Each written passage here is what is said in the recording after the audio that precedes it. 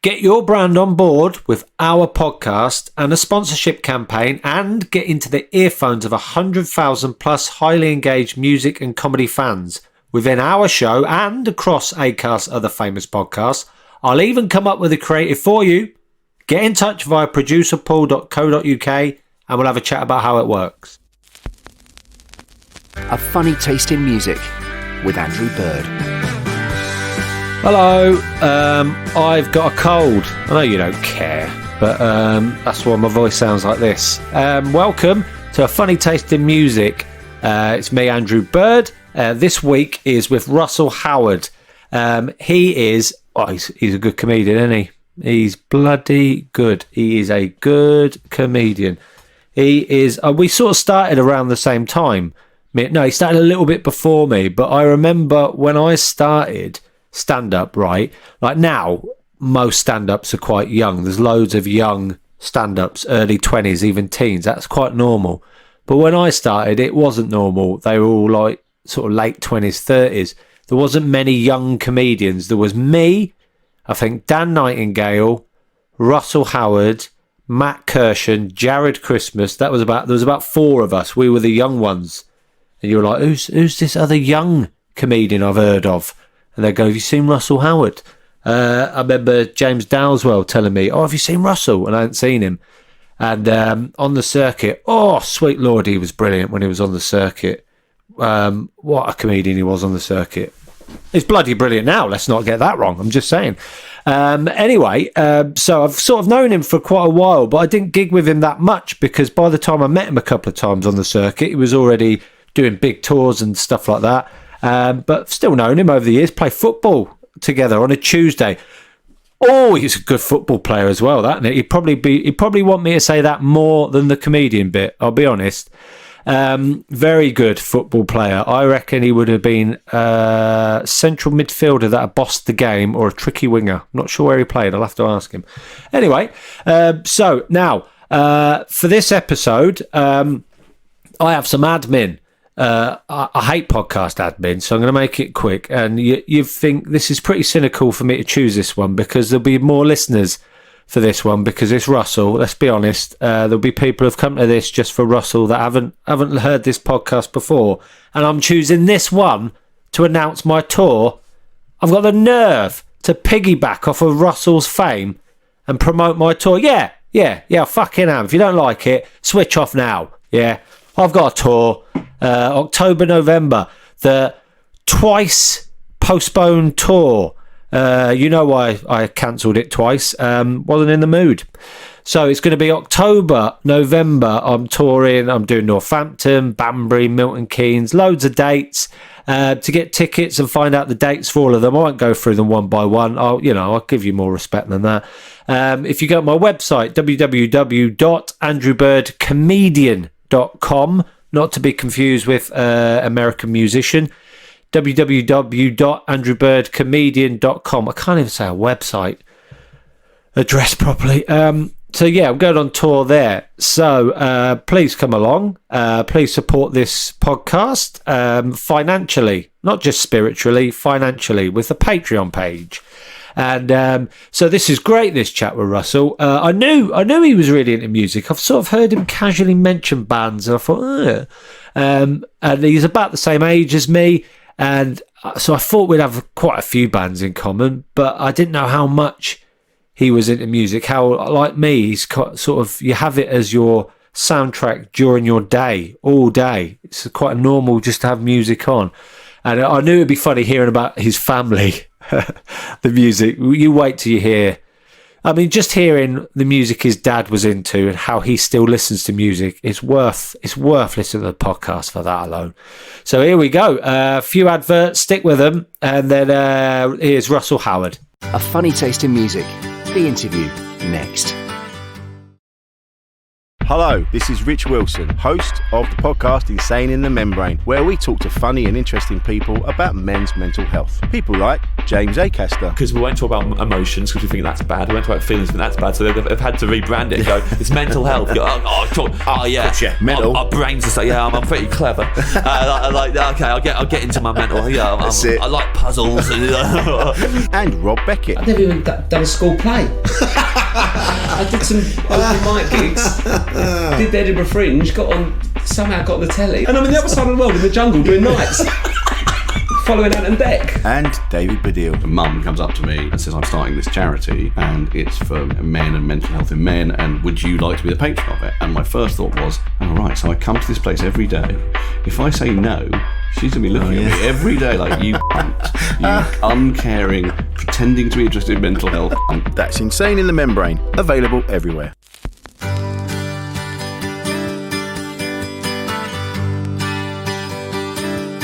When I started doing this, you were like this. One of the first ones was Jared. The first one was Jared. And then Al Pitcher, I think he was about number 3 or something.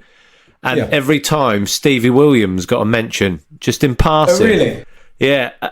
And I honestly, for a while, I was going to really consciously try and mention Stevie Williams just subtly.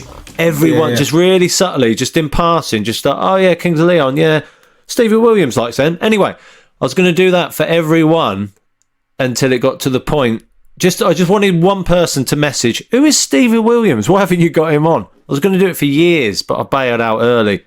I'm kicking myself now. I love that. Didn't you have him on? I haven't had him on. Oh, okay. I asked him if he wanted to do it, and he said he instantly recommended you and Steve Hall. Yeah, he's fucking funny about stuff. Like, he's got a weird thing about not wanting to do stuff. Very strange. Yeah. I'm recording this end, and it sounds quite good when you're in that position, Russell. When you lean back, hear the whole room. Yeah, sweet. I was gonna leave that Steve Williams bit in. I'll keep it in, man. Yeah. Firstly, I liked a minute ago. I could see your kitchen, and you had a Sergeant Pepper picture in the kitchen. Yeah. Sergeant Pepper album. It's a big move for the kitchen. That's more of a living room kind of picture, but that's immediately made me think, wow, I didn't realise you were that level of loving music, because I've always seen you like on your show. You have Kasabian on the Russell Howard Hour as the intro. I've seen one of your live shows where I think you had Underdog Kasabian, and I thought, he's got a good ear for He's got a good ear for a walk-on music. Well, I'll tell you what, this won't be amazing for the listeners. So that's the Sgt. Pepper cover. But if you look closely, it's 10 years of Good News, which is a show on BBC. Oh, I see. And it's all the people that have appeared on the show down the years. Oh, that's good. Whoever got that made. Very cool. Now, I'll quickly do this so I can show you the other cool music stuff I've got, because I didn't know we were going to be doing this. But I believe I've got what is the greatest shot of any performer ever in my office, and that is, can you see that? That's Freddie Mercury at Live Aid. Look at that. The Wembley shot. That is a man who is just completely in his own head, and everyone is staring at himself. Phenomenal. But this is my coolest thing. I've got to move my table tennis thing out the way. But you see that? Bob Dylan. Oh, yeah. Well, it's like the sort of, what are they called? Like the negatives, a series of loads of different ones. Oh, I like that. Yeah. So he's like ticked. He goes, I love that one. Don't like that. That's pretty good. Right. Yeah. Pretty cool, though. So, that is cool. And for those listening to the podcast, I've had a proper tour of Russell's house here via Zoom. Yeah, cool. But, so there's, I'm kind of obsessed with, there's a brilliant hotel in LA on the Strip that has those kind of old black and white photos of musicians. There's an amazing one of Stevie Wonder kind of like playing, but I love those. I just kind of really like those shots of sort of musicians lost in their kind of flow state. They don't really exist for comics. No, they never look good. But comics don't look as good when they're in their flow. There's a photo of me, right, that I was given to basically I did 10 nights at the Albert Hall, which was mind-blowingly cool. And they've got a photo of me to sort of celebrate this. And I'm doing an impression of Nigel Farage at the time. Now, I know that because of the face I'm pulling, but it looks like I look like such a fucking moron. Yeah. And you're like, is that really the photo? You could have selected any, and it's kind of, it's at the Albert Hall, so you kind of see all these performers, and there's me gurning like a prick. Yeah. Yeah, you wanted like a cool black and white sort of Bill Hicks smoke jazz club feel. Exactly. But you're a bit sweaty and you're sticking your chin out and, you know, your jeans are all ripped. You're like a fucking moron. But I don't know what it is. There's something about musicians. They just, I guess that's their job, right? They can sort of capture a magnificence in a way that we capture stupidity. Yeah, but that weirdly, a photo of you looking absolutely ridiculous is you absolutely in the zone committing, isn't it? Probably. If you didn't look ridiculous, you were probably going through the motions on some level. That's a very good point. Because you do, that, I would say that about you. You do commit, and when I see you doing the TV show, you commit to stuff that's brand new in a way I don't even commit to stuff that I know should be working. On the off chance it doesn't get a laugh, it's even worse if you really commit. And it doesn't get enough. Yeah. But you fucking go for it. So a photo of you is always going to be like that, I'm afraid, isn't it? Unfortunately. Yeah. But the point I'm making, thank you very much for the compliment about my musical taste. And music is a massive part of my life. I don't understand people, and you meet these people very occasionally who say they don't like music. And I just cannot get my head around how you go through life, because music's almost like this constant companion to me, like these sort of earworms. It drives my wife just insane. So I'll get I've been listening to the new Kings of Leon album, and I just keep singing one line from it, and because it makes me happy. It drives her mad, but I don't understand how people go through their day without singing to themselves. Yeah, I'm absolutely the same. I've got two extremes. My brothers. One of my brother, I'd say, is probably maybe even more obsessed with music than I am. We shared a room, and he's constantly going, listen to this. He's a music pusher. You know those people that are properly. If you heard this, listen to this, listen to this, listen to this. And then my other brother, if we weren't brothers, we got nothing in common, but we really get on. He's like that. He has no interest in music. He owns one album that his wife bought him because it's got a tune that was on Match of the Day.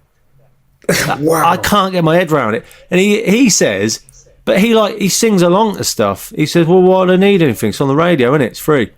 Which, fair enough. I admire that level of stinginess. That's clearly in the family, but I can't understand that. I can't understand how he wouldn't buy music. He wouldn't seek it out or have it on purposely. If it's on, he'll enjoy it. But I have that. For me, one of the greatest moments with music is the third time you listen to a song. Yeah. So the first time you hear it, you're like, oh, hello, I like that. The second time you're like, this is, and then that third time when you find a song you adore, it's just unbelievable, because you sort of know what's coming, and then you're sort of in that moment, you get to relive it. Why would you not have that, where you just kind of that sense of going, right, I can have that. I can have that on my phone. I can have every noise I've heard a human being make that I like in my phone. Yeah. Oh no, actually, I won't bother. I'll leave it to fucking chance. Yeah. What? Do you know what I mean? I'll just select whatever the DJ has to push that morning. Versus, you could have a song by, you could have like something from Beck, or something from Kendrick Lamar, or you can literally curate your day. One of the most dangerous things you can do is leave your phone on shuffle. particularly if you've got spoken word books, because you can be lost in a moment and then suddenly fucking Alan Bennett from nowhere. Do you know what I mean? It feels like you're on a horse and you're marching into battle, and then mother would fall over on a regular basis. Oh, fucking hell, Alan. I had to get rid of him.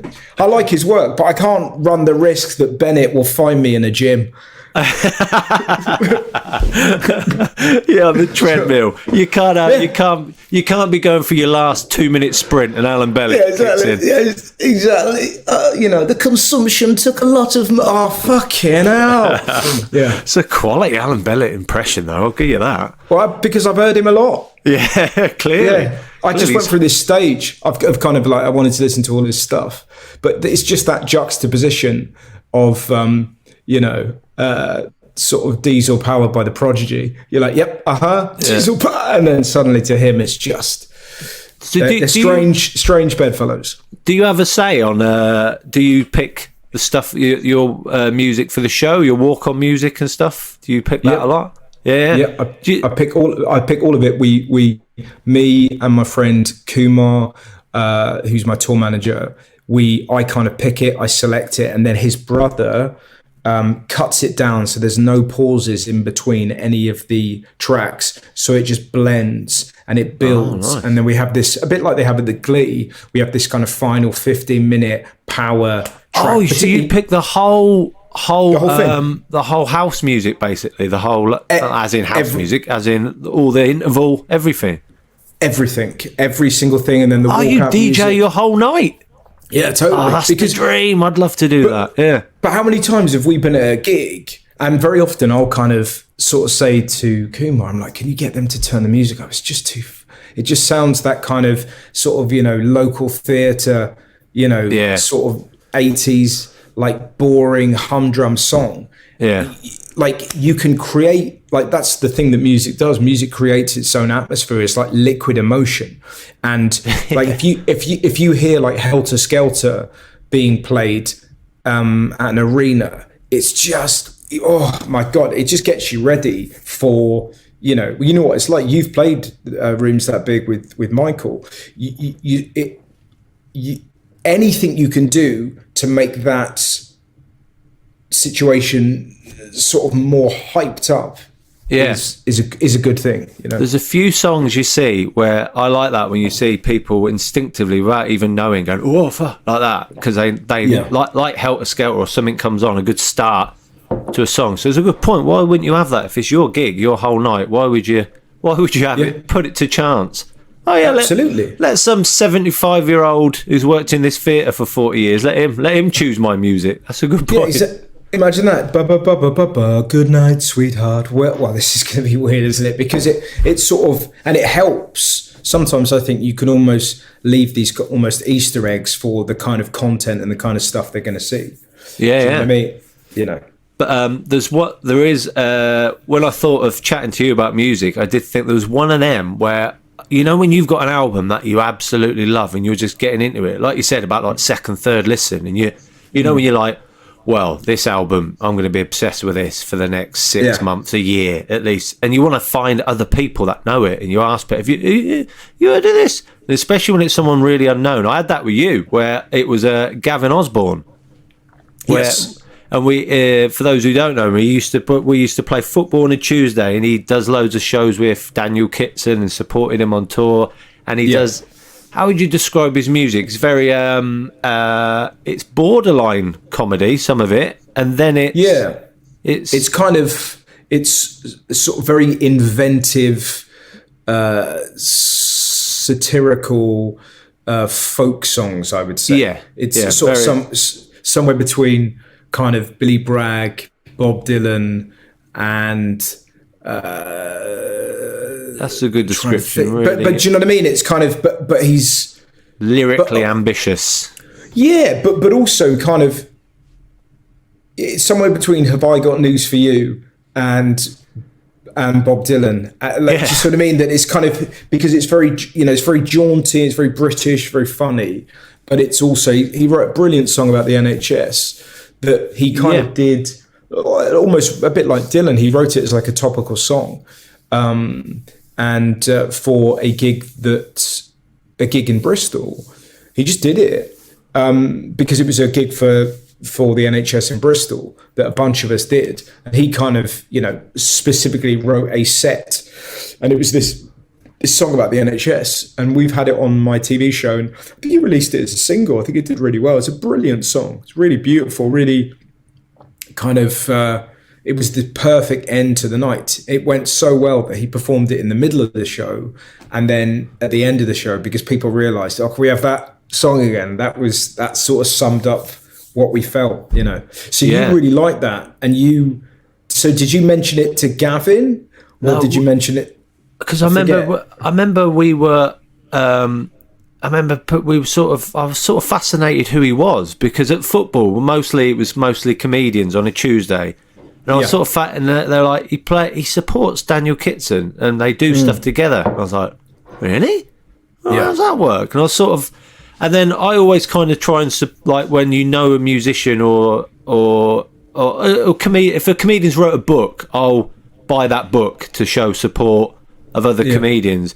So I bought his album out of interest and thought, I'll show support to, and I had no idea what it was going to be. And I listened to it out of politeness, thinking, I'll give it a go. And then I was instantly obsessed with it and thought, I'm going to be listening to this. And I couldn't believe how brilliant the lyrics were. It's borderline stand-up, some of it, the observations. But then how brilliant the melodies are and all of that. And I thought, I've seen him in shorts. That doesn't seem right somehow. When you see musicians, you expect them to be profound all the time. Yeah. You should be talking in lyrics, not shouting "man on." It was weird to me. Yeah, well, it's funny because I play five-a-side with James Bay. So he's like a really good mate of mine. But he's my mate that I play football with, and I'll go for dinner with me and my wife, and him and his missus will go for dinner. You know what I mean? We kind of hang out. And I remember I went to see him support Ed Sheeran in a stadium in Barcelona, right? And it was just it was the most surreal moment, because you're like, it's my mate that I play five-a-side with. And it's that incredible thing when you see somebody you see somebody in their true context. It's so fascinating, because you go, oh, right. Do you know what I mean?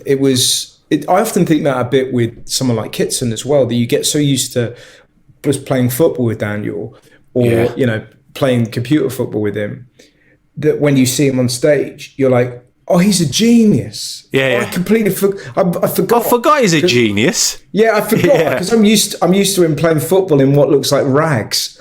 Yeah.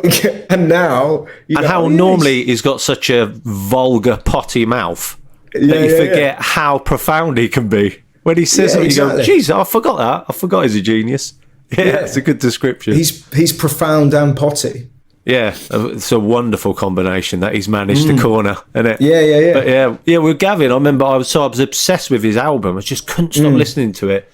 And that's one of them that really I was obsessed with. That is such a funny idea, such an original idea, that he wrote a song called Jamie Cook about a football player on a computer football game that he bought when he was in Division 2 and went all the way at the Premiership, and then he put in a transfer, and it's a love song for a football player on a computer game. And I was like, what? That is such an original idea. But then if you didn't know that, you'd think it was just like a beautiful love song. That's amazing. But it speaks to, if you're a football fan, we've all had, and you've played, Football Manager or Champ Man back in the day, you've had those like weird relationships. There's a guy called Andre Sigporsson that I used to have. Here we go. This is your heartbreak. Yeah, but there's a few of them, like Alan Pouton, Andrew Mainwaring, Michael Duff. You remember all their names as well. But funny. I do. But Paul Eiffel. Me and my mate took Kettering Town to the final of the Champions League. We won it with them. Jeff Pitcher, we got him from Kidderminster, great footballer. But the point is, so you imagine them. So that's clearly what's happened with Gav, that he kind of had this sort of relationship that he completely built up in his head. Do you know what I mean? But I think a lot of because football management games are normally for blokes that are obsessed with football, and you develop these strange relationships, particularly if you're playing until 2020, 2030, 2040. You're suddenly like, you've got these like new players that no one's heard of. Do you know what's really mad about? So when you get to the end of Football Manager, which I have, right, it says the manager, so Russell Howard has finished his illustrious career. He is now retired to a beautiful mansion by the beach. That's what it says. So that's what you do, right? So now there was part of me thinking, do I have the mental strength to play it all the way through, being deliberately shit, just to see if there's a different retirement? Like, do you know what I mean? Where it's like, so he hasn't got a beachside house. Do you know what I mean? He's living in a tent outside KFC or just something like that. Because he was running a pub. They always run pubs. Yeah. But it's but I guess the point is, it's like, if you have a creative bent, it's sort of that thing. It doesn't really matter whether you're a comic or a musician or a writer or whatever. It sort of stands to reason that you'll be able to create music or comedy out of things that other people would never believe that you can make funny. Do you know what I mean? Like the amount of comedy that John Richardson's got out of Dishwashers is phenomenal, and there ain't many people thinking about it like that. Do you know what I mean? Yeah. Well, I still whenever I hear the word season, I cannot not sing that bit of Jamie Cook. There's always a reason for the change of seasons. I cannot not sing it now. That's there for life. That's a gift. But I think that's why, as comedians, we're a little bit obsessed with musicians. And I think a lot of musicians, you've spoke to James Bay, and I bet he's asked you about writing stand-up a lot, because a lot of musicians are always, they're fascinated by how we write stand-up. And I think there's a tiny crossover of, you get a germ of an idea and it's from there. And you've interviewed, like, I mean, what a night that must have been. James Bay and Ed Sheeran in Barcelona. It was incredible. Do you know what was amazing about it? So I went backstage. I was like, that was, I've just seen a stadium full of Spanish people, from kids to grannies, just like lost. Like it's like 100,000 people, right? And I go backstage and I'm like, that was amazing. And they're like, and what was even there at the top of the mountain, they're like, I should have been here last night. And even here at the top, there was something really refreshing about the fact that we all do that. If you're any kind of performer, you're like, it's fine. Yeah, that's close to a stand-up, that, isn't it? Oh, last night. Well, that's what I mean. But there's literally people weeping because they've had the night of their life, and they're like, it was fine. And James Bay, all he's seen is that bloke in the fourth row staring blankly. That's all he's I've just thought of that. I've never thought of that with musicians. They must have that as well. That illness of just seeing the one bloke who looks annoyed. Yeah, but I think it's that thing. I know Robin Williams and David Bowie had a bit of a relationship like that, where they would often chat about how the sort of process. And whenever I talk to musicians, I find it so interesting, because I'm obsessed with the fact that they have, they create their art for people, whereas we create ours with.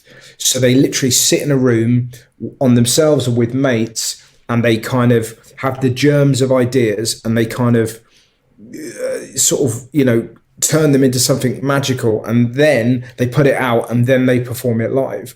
And we go on stage with an audience and go, right, okay, I think this is a thing, and we kind of create it. And as soon as we got it to a level, you can never say it again. Whereas like our audience want nothing but new stuff, whereas a musical audience want nothing but the stuff they've come to see. Yeah. And there's this sort of interesting backwards creativity that we both have. But I love talking to musicians about the way they create, because I often think it would be the equivalent of like Chris Martin going on stage one night at like the King's Head and going, it was all blue, nah. And then the next day, it was all green, nah. Yellow, it's yellow. Like, do you know what I mean? And I wonder if any musicians have ever created like that. I doubt it. I imagine what they do is they perform it to their mates in the studio, and their mates come in like, what do you think? Is that, and there's these kind of tinkerings. But I wonder whether their partners are like, is this gear? If they get a bit pissy, like in the same way, if like they start doing a couple of chords, is that a bit? Well, it might be. Do you know what I mean? I don't know. But they must do, they must do. And there's, just last night I told my wife a new bit I had, and she went, yeah, and then walked through and then put on some program about hospitals. But they must have that. They must have that. It's Noel Gallagher said that his wife she'll go, oh, did you write that? Yeah. Oh, really? Yeah. That's fun. He'll write a new bit. She'll go, oh, it's good. It's good. And he said something about they bought a new house and he wanted a room to write music. She went, what? And he went, I want a room to go and write music. She went, when do you write music? He's like, what? You've seen the albums in the charts, haven't you? Yeah. That's hilarious. Yeah, but it is that thing of I've seen musicians having tough gigs and like in the corner of a pub, they just play covers in the corner of a pub, but they can just plough through, head down. But comedians, we can't do that. It's horrendous. And the way people treat support acts in music is a million times worse than any comic's ever been treated. I think. Yeah, we complain, but they get it worse, and they don't get paid for a long time. Like we can get paid for doing shit gigs, and not even being professional comedians get paid. Yeah. For like new comedians can get paid. New musicians don't get paid for ages. And do you know I learned the other week from Toby Jones? You know Toby Jones. I didn't know this. A lot of support acts they have to pay to be the support act. I didn't know that. Is that right? Are you sure he wasn't trying to wangle a deal? That could well be a long-term plan he had on some level. But it's quite tricky talking to musicians. Do you ever find because you've interviewed, like I was going to say, you've interviewed like Ed Sheeran. I love that interview with Ed Sheeran. That's great. He's quite easy to chat to, isn't he? But do you find yourself like when someone talks to you as a comedian, they go, so where did you get your ideas? And you're like, oh God, like that. But then when you talk to a musician, you find yourself going into that where you think, oh, I'm now asking him all those annoying questions he's been asked a million times. The big thing that I often think, and it's sort of, I find this the recurring question I ask musicians is, do you know when a hit is a hit? I find that like when the Lars wrote There She Goes, did they know this could have been a hit in that could have been a hit in the 50s, 60s, 70s? Like it's supersonic, it's so clear and pure. Or were they a bit like we are? If we come up with a decent bit, you go, oh, that's all right, that. And then cut to like 6 months later, and it's the best thing you've ever done. Yeah. And you're like, bloody hell, I didn't know the power of that. Yeah. And I'm curious to know whether musicians, like when Jack White went bow, bow, bow, bow, bow, bow, bow, did he go, fucking hell? Or did he go, oh, that's quite nice then? Yeah. Do you know what I mean? And I find that really amazing. Or are there people in the studio going, this is insane? Or are there songs that they go, we were going to throw that out? We thought that was shit. And I bet there are. Loads of that, isn't there? There's loads of that. Yeah, there's loads of I have that with songs where I just think they must have in the studio, like Coldplay, The Scientist, that song, they must have gone, oh, fuck, come on. It's those ones like Snow Patrol, Chasing Cars, they must have known. They must have known straight away. But then some of them, they need someone else. Like they have people, A&R men and that who got, sometimes like Noel Gallagher's going to have some of the that wasn't even going to be on the album, let alone a single. What? So there's must have that a lot. There's an amazing bit there's a Coldplay documentary where Chris Martin is singing. Oh, is it the recent one? Yeah, where he's singing Fix You. Yeah, I love that. He's halfway through it and just goes, is this shit? Yeah. And it's just, it's kind of like he completely collapses in on himself. And there's something like incredibly reassuring about seeing somebody be that unsure of something, because that's where any kind of creative is, I think. And when you see somebody slightly buckling with a piece of art that would go on to have a massive impact upon millions of people, there's something really nice to go, oh yeah, we're all human, we all make mistakes, we all need a creative place where you can just go blah, and I watch things like that, and then when I write again, try and write stand-up again, there's a bit of my brain going, no, this could be like the equivalent of Fix You. Don't give up on this. Definitely. No, but it's kind of, there's an amazing Seinfeld podcast with a guy called Tim Ferriss where he talks about that. You have to be really kind to yourself. I just listened to that the other day, literally last week, where I've started to try and do that, to write an hour and be proud of myself for writing for an hour. Yeah. Exactly. And then, I always do that. I'm going to write for 7 hours today. So no, you're not. You can't. Well, it makes complete sense that you just go, that's exactly there's an analogy where he goes, if you were with a personal trainer, the personal trainer wouldn't say, we're just going to train for, I'm not going to tell you how long.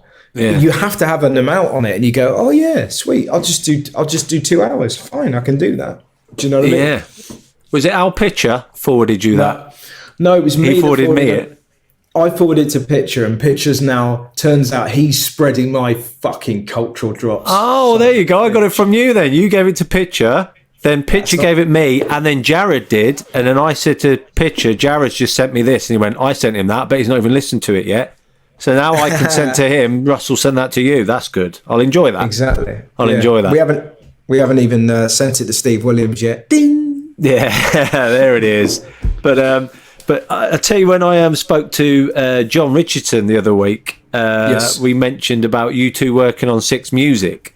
Yes. And it was really, I mean, you must be fascinated with John's taste in music. Is very funny. He's got quite a good taste in music, but he thinks it's awful, which is funny. To be aware you've got a terrible taste in music is a weird thing as well. Yeah. Well, it was very strange working at Six Music because, it's just, everyone was so cool and skinny jeans and like leather jackets and just amazing hair. And then he rocks up with his cardigan. I rock up with a fucking Liverpool top on. And you could just see everyone going, who are these pricks? And we were very different. We had one of our sketches was like a fight and fantasy book where Mark Lawrenson, every week he was trying to find Manish, that used to present the Football Focus show, and Manish was his cat that lived with him. And every week, Laura was trying to find his cat Manish because the guys from Sky Sports had stolen his cat, right? And we got him to record it, and he did it free. He was like, yeah, no problem, no bother. And it would be like every week it was a little sketch. You'd be like, oh no, do you know what I mean? It was like Helen Chamberlain's had me cat away. People hated it. They honestly, I cannot tell you how much, because they were just, the amount of text, just play some music. And we genuinely thought people would love it. We thought it would be great. So, we were an odd fit for Six Music. But they want to hear the News Foles track. And you've got Mark Lawrenson pretending he's lost his cat. And then he's like, and then Rico's like, oh, should we have a bit of George Formby? And you're like, yeah, all right, why not? But I remember me and him have a big argument about the Kings of Leon when they first came out. You and your 6-bit chicken. Oh, it's bloody nice. It's just bloody he just was never into them. So we sort of bickered a bit over our music taste. Like I was really into Rufus Wainwright at the time, and he was just like, it's just bloody moaning, isn't it? It's just bloody moaning. Which was pretty, but also pretty rich coming from John to kind of, you know what I mean? Yeah. He should enjoy it. But he told me, he said that he was always paranoid about getting stopped in the lift and someone going, right, what's your favourite Beatles album? Go, now. Right, And me and him were talking about how I was saying I could imagine Russell going up to Steve Lamacq and go, you know John Richardson, he loves the Eagles, don't you? Yeah, totally. Slagging him off. It was, we'd sort of see them. You'd see like Mark Lamar, you'd see Lamacq, you'd sort of see these real, sort of titans of the underground, really knew their stuff. And we were just two comics that were just doing a Sunday morning show, just taking the mickey out of each other. It was really good fun, but we just didn't fit. You know what I mean? We just didn't have the right vibe. You know what I mean? It's probably the best way of putting it, but it's fun. But it's also that thing of like, I think there's nothing wrong with having a varied palette, but it's such a scary thing to talk about music that you actually like, because you just end up bullshitting and sort of scrabbling at the things that you think people would like you to like, rather than going, I really like that Avril Lavigne song where I'm with you, like, for example. I really like that, but you would never say that if you were with somebody who's got skinny jeans and eyeliner. I am. It's weird. I've tried to talk about music on stage every now and again. It's always a weird thing. If you ask someone in the audience what music do you like, they never answer. They always say a bit of everything, because they can feel 200 people judging who they are, of course, as a human being. Yeah, such a weird thing. And even stuff like saying you like Coldplay, for example, or like, let's say Take That. Like, if you say, I quite like Take That, for example, the room would go, yeah. And you go, well, statistically, let's all empty our phones and see if anyone here's got a Coldplay or a Take That song in it, because I'm guessing you do. But there's this kind of weird, it's got a weird fear factor about it, about being honest about music. It's one of those things I love when you see somebody singing in their car and they're really going for it. I fucking love that, because they're really running the risk of being mocked and somebody recording them, but they're just lost in their songs. And it's just like, I've had a hard day at work, I'm a builder, I like Maroon 5, I don't give a fuck. Do you know what I mean? It's just kind of, any kind of honesty in art is to be applauded, I think, Yeah, Coldplay is a weird one. It went from, like, I really liked, now I'm going to sound like one of them people, I really liked the first two albums, loved them, I loved Rush of Blood to the Head. That was one of my albums when I moved to London.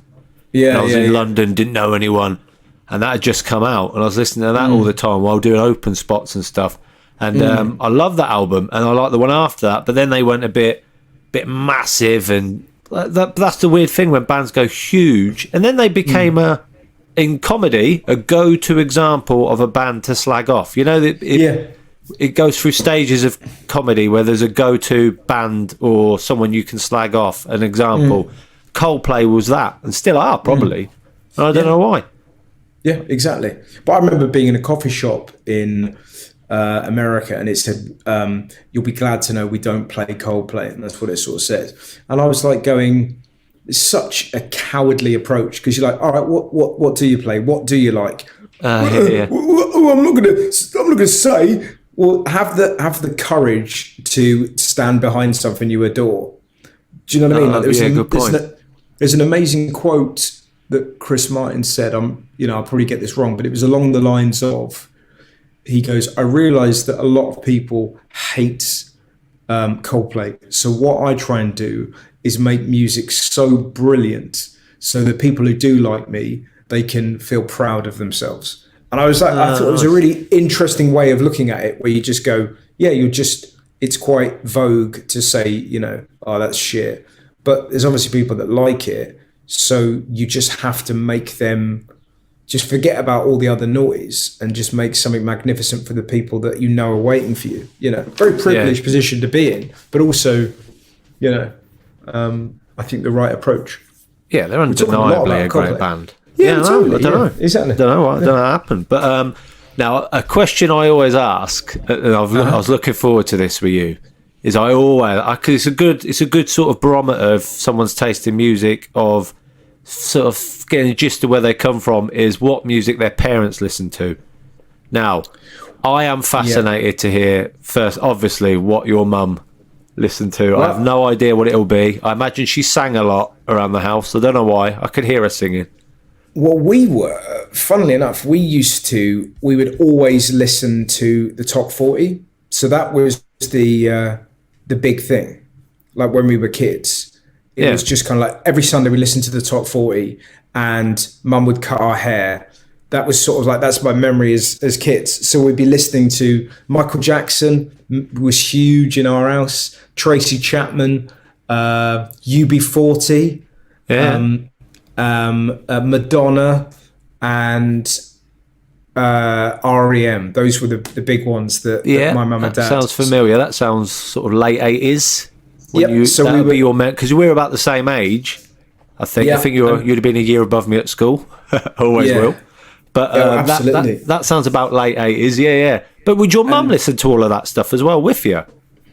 Yeah, so we used to, I don't know quite how this worked, but every so often our dad would get a video camera from work. Like his work had like a communal video camera, right? Really? So we'd have these sort of like mad, like let's say once every 8 weeks. It was on like a timeshare. Once every 8 weeks, we'd have the video camera. So we've got these home videos that are like, it's like a fucking Hard Day's Night. We're cramming everything into like a weekend. So, and there's so much footage of us dancing to the top 40, dancing to Michael Jackson. And my dad, who I don't know if you've met, but my dad is like a fascinatingly odd bloke. So he would always tell us, got to find the rhythm. That's how you dance. Find the beat. That's the way to teach dancing, isn't it? Right, everyone shut up and listen to the beat. Now move your body to the beat. So aggressive personal trainer for what should be enjoyable. Yeah. Like Private Pile, like that. So Dad would literally be screaming, go, no, feel the bass. There you go. Now move your leg. Now move. So really? Now my sister, my brother, and me, we all dance the same way in that we like zone in, find the drum, and we're like, oh God, it's awful. Family weddings must look horrific when the Howards get up. The family weddings are, because for me, I am terrified of dancing. It was the worst bit about my wedding. Worst part of my wedding. I held on to my wife, like, you know when you see like a drunk woman dance with a dog? It was like that. I was just fucking hanging on her. And all of the men in my family don't really dance. We've got this sort of strange thing, except for my cousin's husband, Robin, who fucking dances like an absolute bastard and makes so everyone's like, why can't you be more like Rob? Hey, he's getting into it, isn't he? And like you. Yeah. You know, and the reason I can't dance is because my dad used to scream, find the beat! You know. But also, that's why I like that Cardi B song. That's one of the because that sounds like something my dad would have shouted at me in the 80s. Fetch a bucket and a mop, you wet ass pussy. Like, that's what I like. It was sort of, I was like, memories, man. But so what's interesting about it? So my mum would very often record us dancing to Michael Jackson, but my dad, as life goes on, his musical taste is what's really fascinating in our house, because we've never had hymns or anything like that at Christmas. We always have the music that my dad listens to at his spinning classes. What? So my dad like gets up at 4 a.m. and cycles for like 3 hours before he goes to work. He's mad. So we'll be eating Christmas dinner genuinely to I just want to make you sweat like that. And Dad's like weird gym music. I know. Yeah, and Dad's like, it's a tune, isn't it? Do you and he went for a real phase of like that. Remember that spurning, their lives are gonna keep spurning, their lives are pulling. But you remember all that kind of stuff.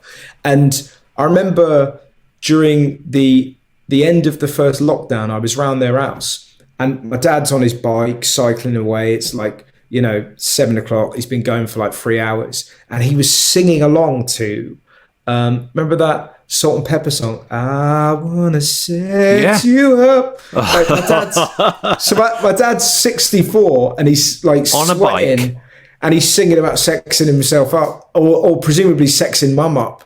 But it's the first time I listened to that song for a long time. It's one of the funniest songs. It like, come inside, take off your clothes, I'll make you feel at home. That's not how you make someone feel at home, is it? Like straight away, come inside, take your clothes off.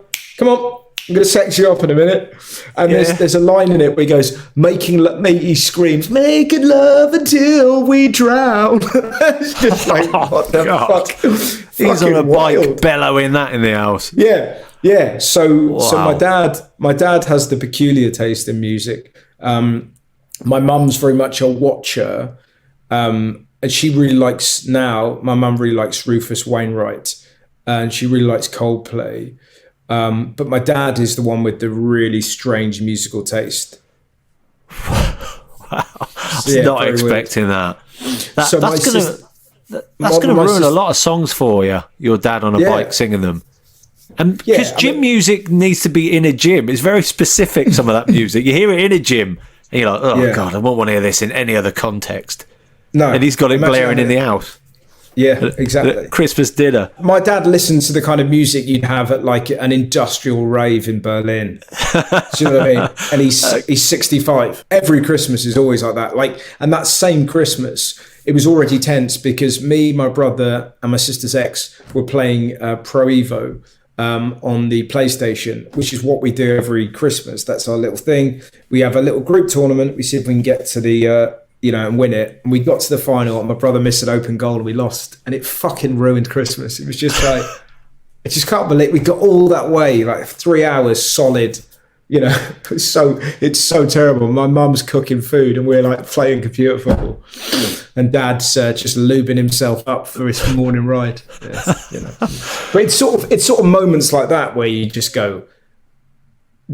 What's really fascinating, I don't know if you have this, but my family have always been, because they're completely normal to me, but it was only as I got older and I would start telling stories about my family at school that people would start laughing, and you're like, oh, fucking hell, they're different. Oh, right, okay. Do you know what I mean? And you realise where your kind of comedy comes from, because I always lived in such a mad house, Yeah, I have that of my dad. He's got a load of stuff that he says that I thought were like general sayings that everyone says.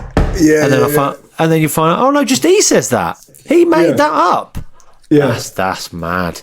But no, your family. Whenever I hear you do stand up about your family, I'm always like, oh, you jammy bastard. I wish mine were a bit more mental.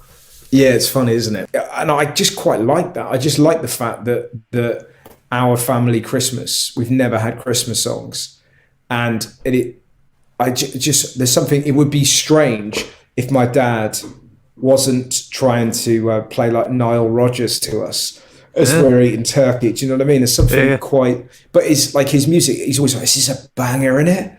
This is an absolute banger," like that. So he sort of talks. He's like this weird kind of like Euro pop pusher. But I love it. Whereas my mum doesn't really talk about music as such. I'm trying to think about it. My brother is probably the only 12-year-old. I don't know how old was he? He was 10. He was probably the only 10-year-old in 1992 that got the Diana tribute album and the Eva Cassidy album and was absolutely delighted. Yeah, and I imagine he owned it as well, as in he was not ashamed. I've met your brother a couple of times, and I can imagine he's one of them mates that you have that you can imagine if he was left with David Attenborough, he'd start lecturing David Attenborough on worms or something. You know what I mean? He's just got this weird ultimate confidence that I imagine your brother would listen to some awful music and not give a shit and lecture people on why it's good. Has never given a shit. Like has had, and I remember as an older brother of him going, so I'm in year 9, he's year 7, and I'm like, right, mate, just a little tip. I'm just going to say this early doors. Don't be going around telling people you like Phil Collins. All right? And you give him a list of stuff. You're like, this is the Prodigy. This is, I'm trying to think of stuff. This is Oasis, safe ground there. Blur, very safe. Okay, that's who you like. All right. All right, fair enough. And then you'd sort of see him getting chased around the playground. Do you know what I mean? Jesus, he knows me, and he knows I'm right. And you're like, Daniel, man, come on. What did we talk about? Yeah. We spoke about this, and he didn't help himself because when he first went to school, he had fucking green hair because we went on holiday to France and the pool was faulty and the chlorine fucked his hair up, so he had fucking green hair. And he starts singing along to Cyndi Lauper, and you're like, Daniel, come on, man. But it's funny. We were talking about this yesterday because he's such a spectacular, like, he's such a liar. He's such a liar, but he's so adamant that his bullshit is true. That because he used to sing on his paper round, so he'd have like these headphones in, and he'd be singing like, "What the girls they wanna have fun." Well, and I could hear him coming. I was just like, bloody hell. And he used to wear, like, it was really cold, so he'd wear tights underneath his trousers. He used to wear a swimming hat underneath his other hat. Yeah, keep his head warm. I have no idea. So he's going around wearing a swimming hat, bloody tights on, singing Cyndi Lauper. And he is adamant that an old lady on his paper round went up to him and said, "Can I just say, if it wasn't for your singing early in the morning, I would have killed myself." And you're like, that is a fucking lie. Like, she's like sat there. He painted this image that every day he'd turn up, he'd start performing one of his masterpieces, and this old lady would like take the knife from her neck and just throw it down and go, she's on the brink. And he gave her a reason to live. I think he had the earphones in as she said that. And it was very much, if I hear you sing again, I'm going to kill myself. Mate. That must have been it. It was like that. But there was a bloke in our village, and Daniel just sat in his garden for a week and drew his house. He had a thatched cottage, right? And Daniel just drew his house. And this guy's just like, didn't ask, just sort of sat there, drew. And then like knocks on his door and goes, "Here you go." And he goes, "Oh, thanks." Because he's like 10 at the time. He's like, "Oh, that's nice." And my brother looks at him and just goes, "What should we call it, a tenner?" so the bloke's sort of like, I guess so. There you go. So he just comes back with the 10 quid. So he started doing that. He started just going fucking like trespassing in people's houses, painting their houses, and then charging them money. Yeah. That's weirdly intimidating. A 10-year-old just staring at your house for 4 days. Yeah, exactly. And he's going to get a tenner to leave, isn't he? Really? Exactly. Yeah. Oh, very funny. But again, it's like no. He said it was the best painting he's ever seen. Yeah. He wanted to give me 20. I said 10's enough. 10 is enough. I've got old ladies to save with my voice. So, wow. Yeah. Oh, I imagine a lot of them just. Is that a child ghost? For a day or so, just in the garden. Is he wearing a swimming hat? Yeah, he's been singing Cyndi Lauper for a week in my garden. Mate, like, this has to stop. It's always Lauper. Always Lauper. Oh, you can't mean, yeah. So you used to try and advise him on what music he should be, because you were the older brother and he sort of weren't having it. So what was it? You and your mates in your year at school? What was the first music you remember yourself buying? You mentioned a few then. What were standards at school? You were on safe ground. You're right. Oasis, Prodigy, stuff like that. Yeah, that's later on. But the first song I ever bought was SL2 on a Ragga Tip. Do you remember that one? No. Badeo. Oh yeah. That's all I need to know. That's all I need to hear. I know it. Yeah, that. So now that is a banger, Russ. That's a banger. That is a banger. You could, exactly. You could celebrate the birth of Christ with that one.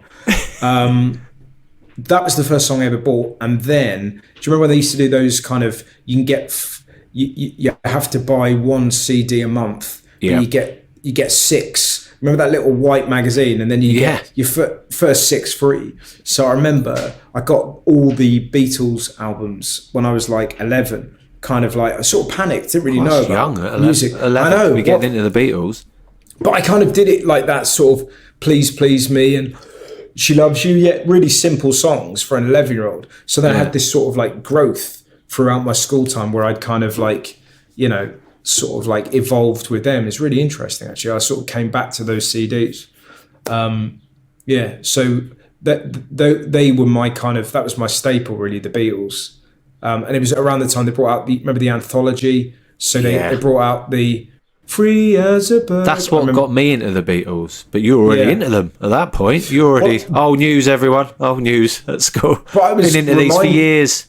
But really reminded of it when it was remastered. You're like, wow. And like, there's so many amazing documentaries about them. Like the Ron Howard one is just phenomenal. And the George Harrison doc. Yeah. Like this, even like, again, it's sort of that fascinating thing when you hear about it, that you go, holy shit. So Here Comes the Sun was written because him and Eric Clapton stayed up all night in his garden, and then, oh look, here comes the sun. Do do do do. Yeah. Wow. Do you know what I mean? It's just like so simple. Those. But did they know when they saw the sun? I don't know. It's sort of where you get into this sort of amazing state of like, Jesus, how many, that song the world would never have had that song if George Harrison and Eric Clapton hadn't stayed up getting pissed in his garden. Do you know what I mean? It's sort of like, you sort of often think about those little sort of freak moments that lead to moments of brilliance like that. Crazy, you know? Yeah, music is that is such a they must have, as I can imagine, as they wrote that or sang that, think that's too simple. That's too easy to be that good. Like it can't be this easy to write a song like that. Do you know what I mean? Here comes the sun, da-da-da-da, here comes the sun. And I said, it's all right, da-da-da-da-da-da. And you're like, but somehow it's almost the purity, isn't it? It's very often the way we stand up that sometimes you can get a wee bit too complex with things, but there is something to be said for like, well, here comes the sun, da-da-da-da.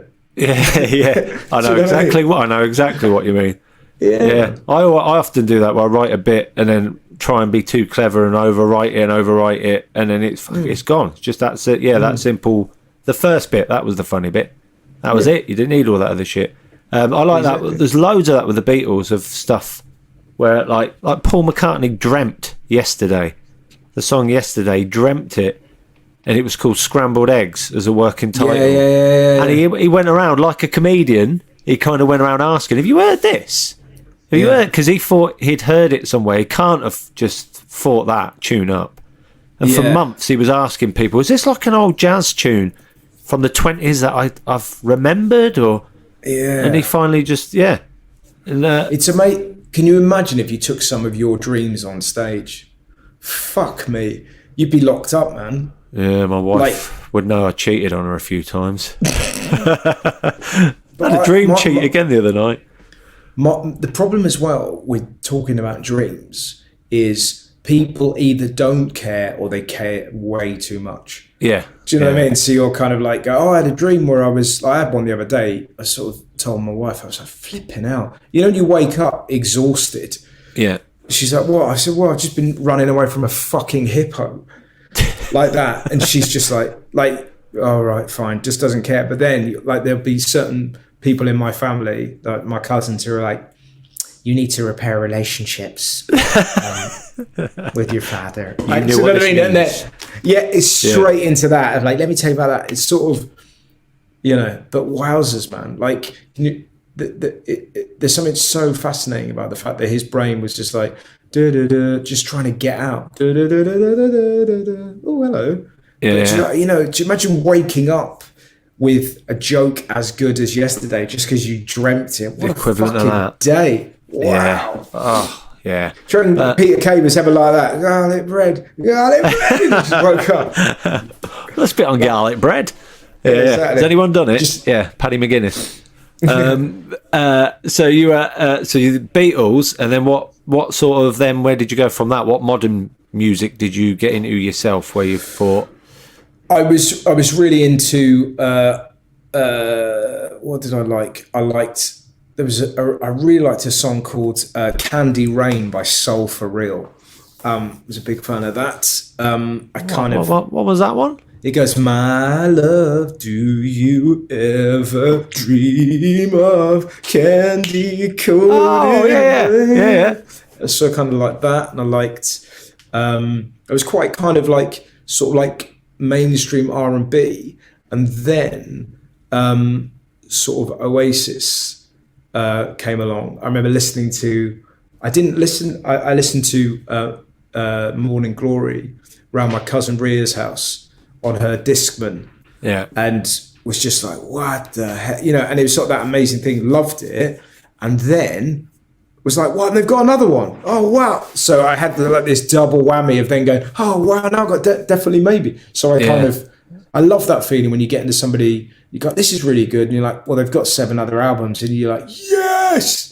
Do you know what I mean? I have a double sort of feeling of yes and I'm gonna have to dedicate a lot of time to this because I know, and I know it's gonna cost me a lot because I'm gonna have to own everything they've ever released now. I can't just have one album. I have to own it all.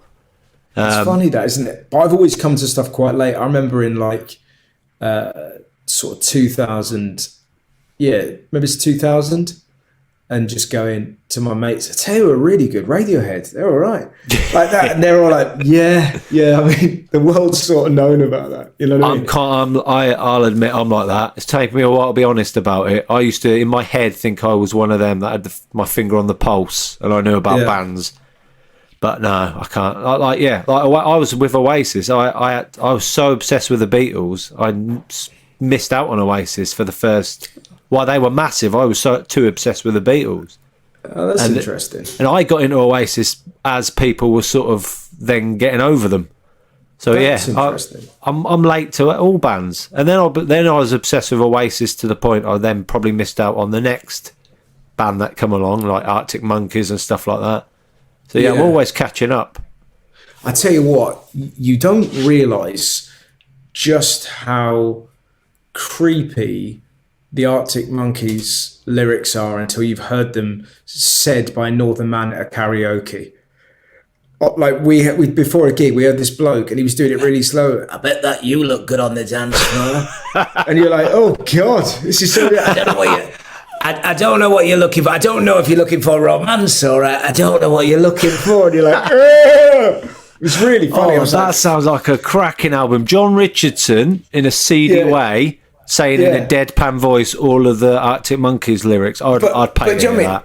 But it's suddenly like a young kind of like, cheekbone kids. I bet that you look good on the but an old man. I bet that you look. You know what I mean? It's kind of. It's like a cracking cover album. That's a good idea for all albums. Said in a seedy old northern voice. Yeah. Yeah, exactly. I've got 99 problems, but my bitch ain't one. Hit me. It does. It's funny, isn't it? It makes everything.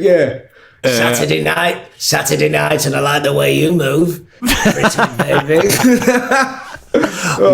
Love me do. There's loads of these. Right, we need to get onto this. You once, twice, 3 times a lady. Fucking hell. Very good. Well, there's something to be said. Yeah, well, we'll get onto that. Just to finish off. What was the first live gig you went to? Did you go with your mates? No, the first live gig I went to was the Strokes at Alexander Palace. Oh, that's a good one. That is a good one. Yeah. It was. I've never seen the Strokes. Oh, it was cool, man. But the opening line, it was so funny. His opening line, he comes up and he just goes, "Hey, London. What's London like?"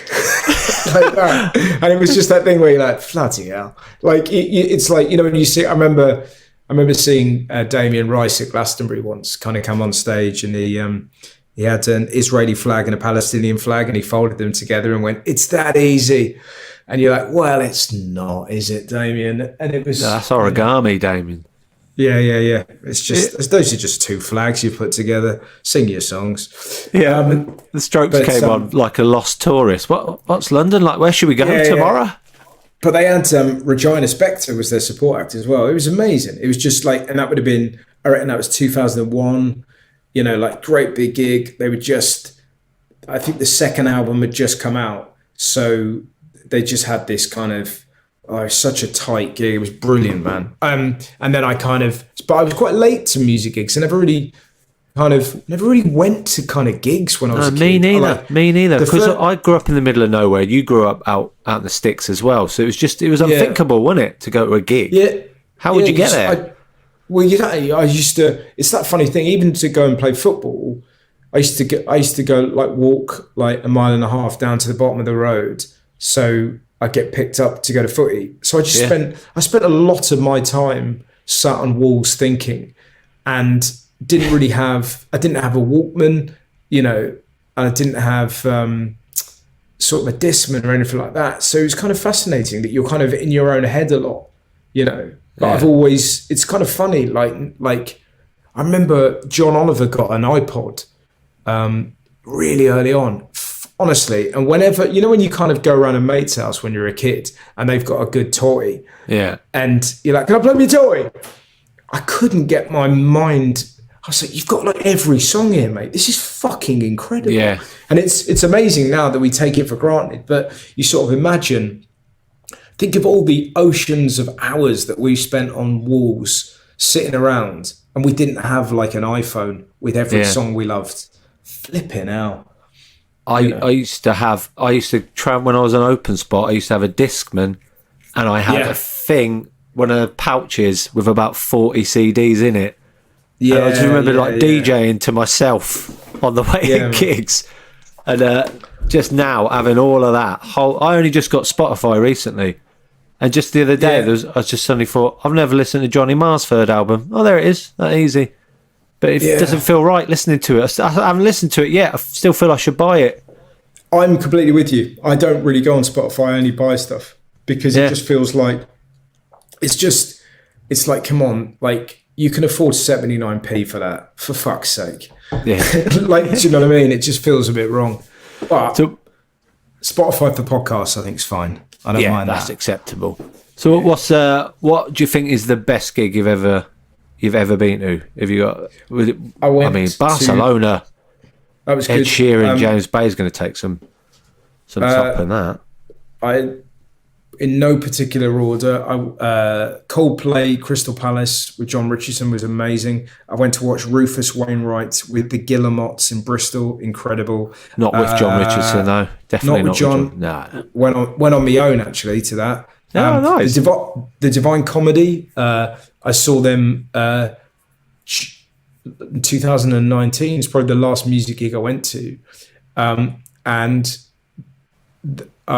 He heard that I was a fan, so he got me some tickets, and I got them for my uncle-in-law because he's a huge fan as well. And we saw him before he went on stage. Just randomly, we're at the same restaurant. He was eating pudding. I couldn't believe it. He's having and I was like, hey man, thanks for the tickets. He's like, oh, no probs. And I was like, I can't ask, but you got a 3-course meal it. And he was like, yeah, I always have and I was like, before a gig, you can have pudding? And he was like, yeah, I always have a bit of pudding for a gig. I was like, fuck, I couldn't get my head around it. Like that, but he was a mate, and then he came on stage, he did something so funny. He kind of went, so here we are at the Hammersmith Apollo, 3,600 people, thank you. I always get a bit nervous playing London, so what I'm going to do is I'm going to imagine that you're Nottingham. So it was really funny. So then, like halfway through he played a few more songs. Then he goes, I tell you what, Nottingham, you're absolutely great. And it was just a really lovely trick of like just chatting about it, kind of go, see, this is why I love coming to Nottingham. You people are just, and it just made the gig. Had a really nice edge of silliness beyond it. But he was brilliant. He was absolutely great, Neil Hannon. What a guy, and I mean, you know, he always reminds me of Paul Foot. That you know, like physically they have a similarity, but that kind of in the same way that Paul Foot, only he could make his stuff funny, and I think it's very similar with the Divine Comedy. It's like he is the perfect vessel for his music. Yeah, somehow. Yeah, you know what I mean? Couldn't write for other people. He has to do it. And nobody could make his stuff as brilliant as it is. Really fascinating. No, that's funny. That's like seeing Gavin Osborne in shorts swearing. It's like seeing him eating a pudding. It's weird, isn't it? It freaked me out, man. Just like it was like a cheesecake as well. It was heavy. It wasn't like a pavlova or nothing. It was like a big pudding. Yeah, you don't do cheesecake before a gig. We know that. Well, that's what I'm saying. I was trying to help. I'm like, mate, you're going to fucking hurt yourself. This is silly. Oh, that sounds great. Thanks, mate. It's been really nice to talk to you. Yeah, enjoyed that. We'll discuss the Northerner Does album that we're going to do, where we have to get the right voice. Today was going to be the day that I'm going to throw it back to you. Yeah, exactly. Johnny's in the basement mixing up the medicine. Pavement. Talking like the government. Man in a trench coat, badge out, laid out, says he's got a bad cough, wants to get it paid off. Look out, kids. Nice. Toby That was Foster, fun, man. maybe Toby Foster. Toby, Yeah. fuck it. But you got to do that if you're doing Toby. So it's like, fuck it, I've got nothing. 20 minutes later. So the fucking mechanic says you're going to have to pay for those tyres. It was like, he starts going on about every single time I've worked with Toby, he's always like, I've got nothing. And then there's like a fucking hour of like brilliant stuff that's I'm happening. only do 5. I'll do 5. Yeah, I'll yeah. put you on. Who's from Barnsley? Yeah, exactly. Fucking great. Oh, I forgot to tell you. There is you very very nicely agreed to do this, and I didn't tell you about the follow up work that you've got to do. Right. It's very simple. Right, what's that? There's a Spotify playlist that goes along with this. Great idea, Paul's idea. So what it is, I'll listen back to the episode. I'll make a list of all the albums or artists you mentioned. I'll email them to you if you just pick a song for each of them. Yeah. And then I'll put it on the play. I'll do a playlist. So it's, great. Choose a song. It goes along with the episode. Good idea, isn't it? Paul's idea. That. Idea. Yeah, lovely stuff. Jeff Innocent took about 75 messages, and I sent him the list of what he mentioned. He mentioned that he covered 100 years of music in his one, from what he mentioned, and I sent him the email with the list of how many there were, and he just emailed me back, "This looks like a 2-spliff job." Amazing. But, cheers, Russell. That was bloody What brilliant. bud? See you, mate.